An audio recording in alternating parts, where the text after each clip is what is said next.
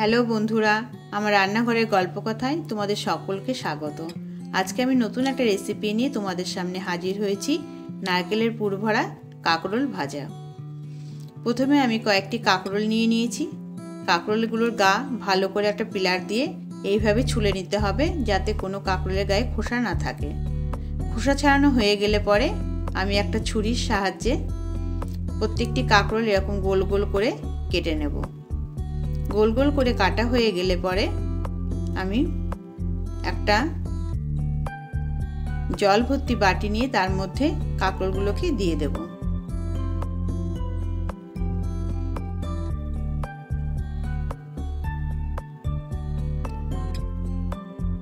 কাঁকরোলগুলো ভালো করে ধুয়ে পরিষ্কার করে তুলে নিয়ে আমি শুকনো করে রেখে দেব।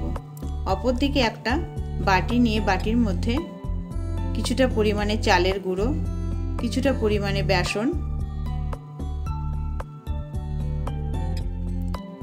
স্বাদের জন্য লবণ, হলুদ, লঙ্কার গুঁড়ো, যেটা না দিলে স্বাদই হবে না সেটা হলো চিনি, আর হাতে তালুতে কতগুলো জোয়ান দিয়ে সেটাকে ভালো করে চেপে আবার দিয়ে দিলাম। এবার অল্প অল্প জল দিয়ে আমি ব্যাটারটাকে ভালো করে মাখিয়ে নেব। খুব গাঢ়ও না, খুব পাতলাও না, এরকম একটা ব্যাটার তৈরি করতে হবে। ব্যাটারটা তৈরি হয়ে গেলে পরে আমি তাকে রেস্টে রেখে দেবো 5 মিনিট। অপর দিকে একটা মিক্সিং জার নিয়ে জারের মধ্যে কিছুটা পরিমাণে কালো সরষে, কিছুটা পরিমাণে নারকেল কোড়া, কয়েকটি কাঁচা লঙ্কা,